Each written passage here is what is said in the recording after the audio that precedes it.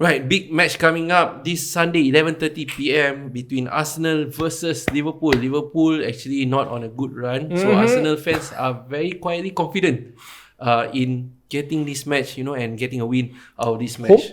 Arsenal is Emirates. home at Emirates. I think the players feels that there is a chance. Liverpool right now are in 9 or 10 position. I think position, you guys cannot be overconfident. We borrow your mentality. What's your mentality? Mid-table mentality. Mid-table mentality. Draw carry. Draw in the end. I don't think you guys... Because you all experienced a lot of draws recently. Yes, 4 draws, man. In total. Thank you. Thank you. I don't think... Let me mention, last weekend, Liverpool drew with Brighton 3-3. Yeah. But also had to mention that you were trailing 0-2. Yes. And lead by 3-2, then equalized by Brighton. Trossard with Hat-trick. changer performance. Hat-trick.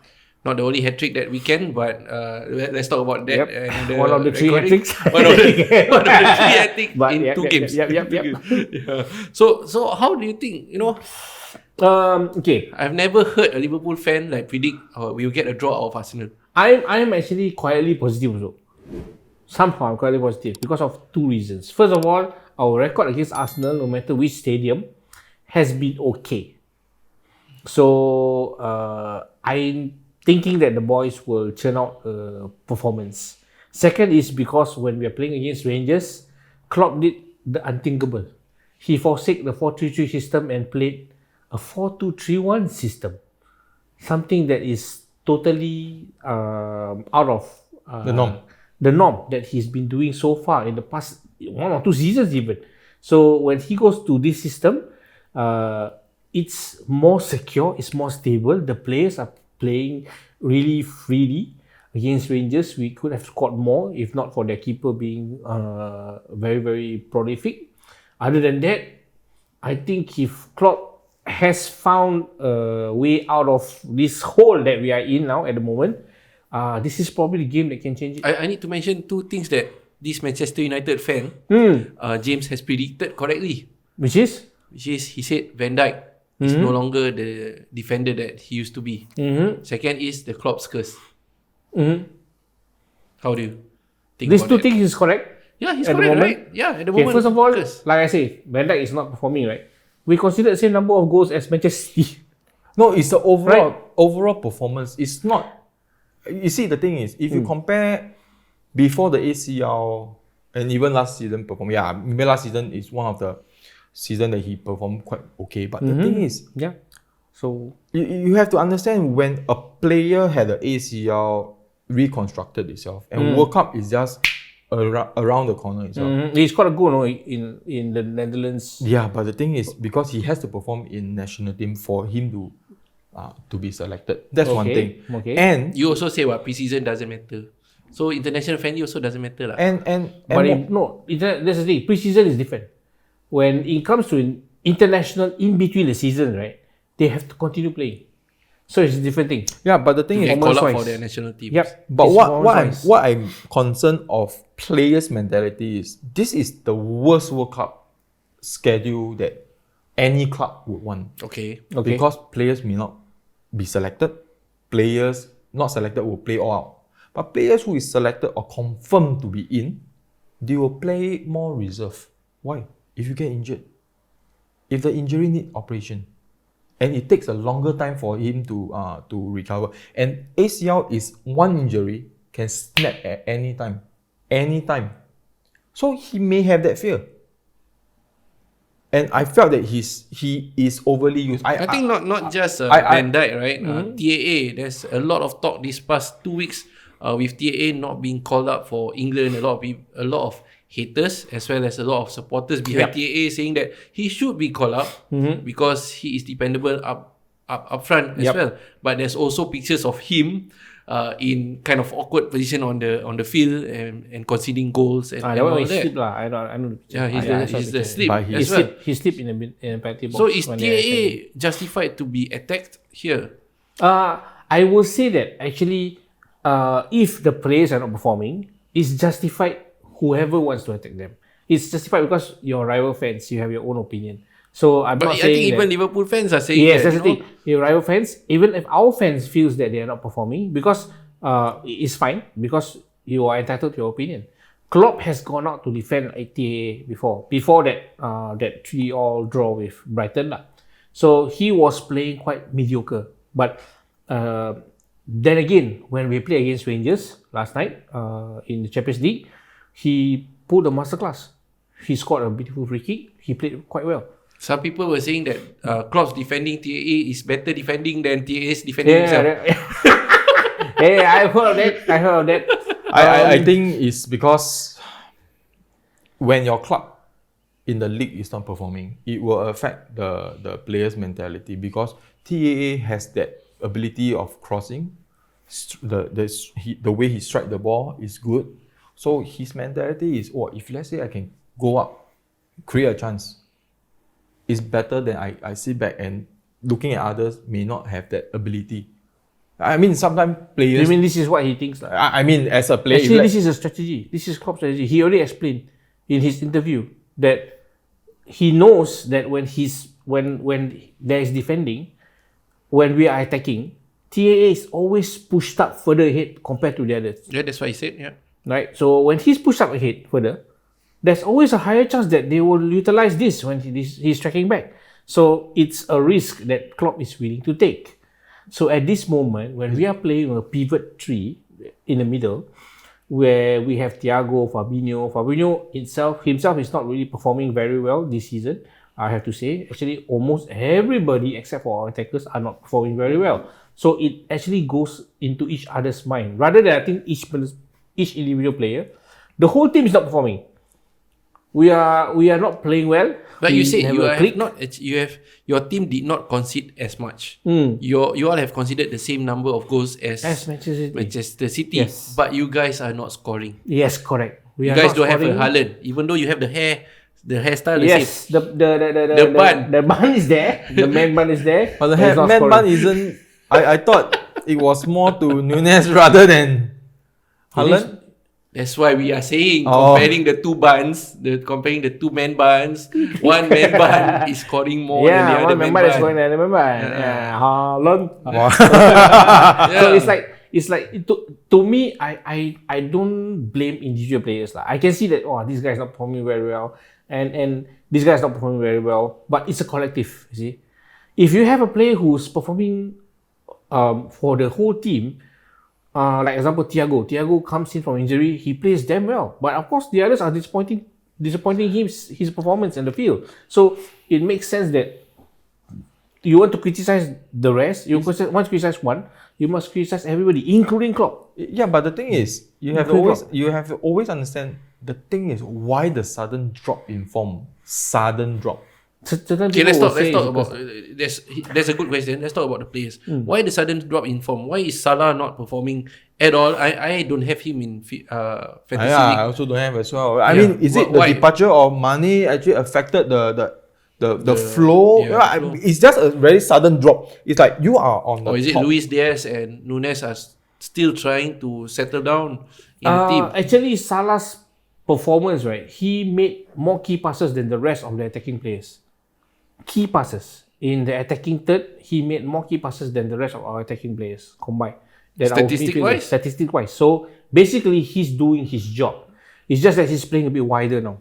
Somehow, Klopp makes him play a bit wider with Nunes in the middle.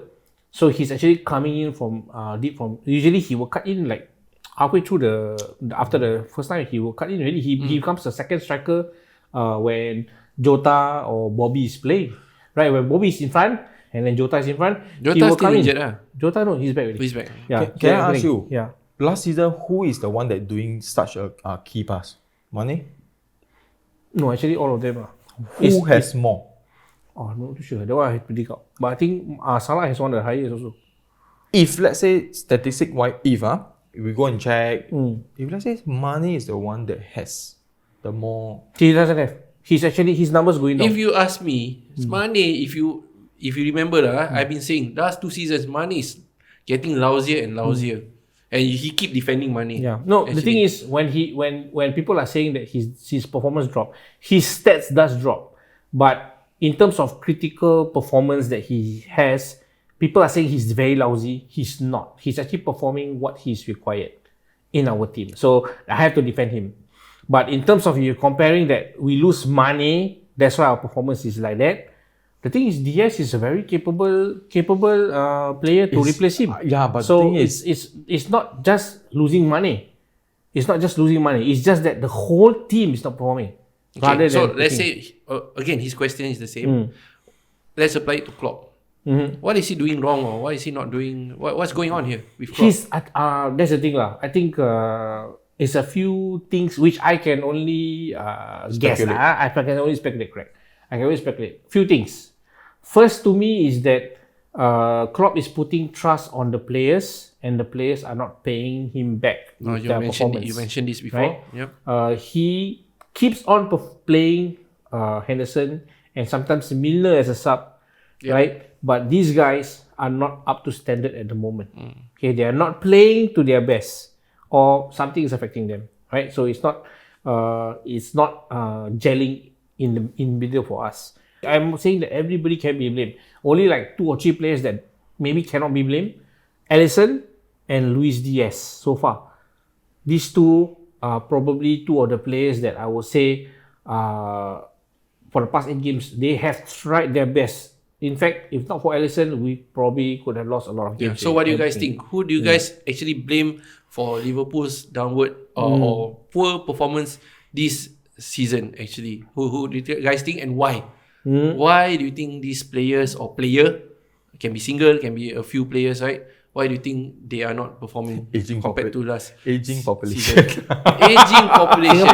Singapore. Klopp now also older.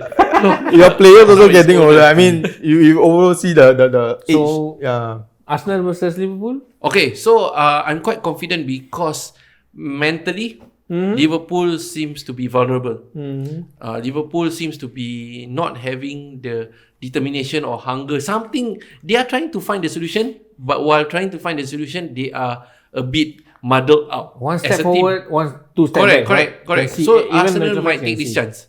Might need to take this chance to say, as long as Arteta doesn't rile up the Liverpool team, guys, must do properly, okay? Must choose the right But team. this is Emirates lah, so it's different lah. Different. Again, Emirates is not as menacing as an Anfield. But so far, everybody is united. Okay? The thing is, we need to do it right because you guys are vulnerable, not skill-wise, because I know you all still got the skills. Salah, I'm still scared of Salah and all that. It's just that you guys are in a vulnerable spot at the moment. We need to take advantage, guys. Arsenal need to take advantage of that. Competition. Don't be scared. Arsenal players should not be scared. They should go all out. So what's your prediction? I think Arsenal might win. I want to be confident. No, what's the on the score? road. What will be the score? I want 1-0. 1-0 to the Arsenal. I will predict 2-1 To the Arsenal. to Liverpool. 2-1 Arsenal home. 1-2. 1-2. Okay. 1-2. Because you always say what? After every downward performance, always go out. Yes. Okay, what about you? Draw. Because you may think Liverpool is at the end itself. The overconfidence may cause Liverpool, may cause Arsenal that win itself. If Arsenal is playing how it is playing against Spurs and all that, right? I would want Arsenal to win 2-0 or 3-0 against Liverpool. Yeah, but the thing is, you guys are on a roll when versus us at time. The thing is, it's not about Arsenal. It's about the other team. Against Manchester United, somehow Manchester United played well in the counter-attack. Somehow your passes become so accurate. Your 50-meter passes become so accurate. We experienced that. Yeah, right? Somehow it becomes so good. Yeah, but the thing that Arsenal lose. You see, the whole world will feel that against them we will lose. Against you guys, you will lose. That's something that. That's why we all say somehow. Yeah, that's right. So against Liverpool, somehow they might suddenly spark and say, yes, this is Liverpool of last season, buggers. I felt that this will be a very good game. But I only afraid that this game will turn into a very ugly game itself. Ugly? Because the thing is, you guys want to win. You guys want to extend the lead itself. Okay. So it may be like, the olden, I mean, the olden days, that rivalry, This that is between Man U and but, Arsenal. yeah, but the thing is now the thing is, because you're now on top, they need to win to climb up. I don't think we have clumsy players like Maguire. Not clumsy. No, I'm not saying clumsy. Like those like because you need to win. You know, like a bit like a derby type of game itself. Win at any cost lah. Yes. Nothing. You know the most. nothing. The thing is, I never say anything. You never say. I cannot punch myself. That's why I say for you. Just statistic wise, right? Jesus is one of the most fouled players this season. Arsenal play. If you watch Arsenal games, right? Arsenal players have always been fouled a lot of times. Yeah, and even Granit Xhaka is not being getting yellow card. He's not been fouling people. And this and time we around, considered Arsenal 2 penalties, and when that only considered 2 penalties. What the hell is these chances, guys?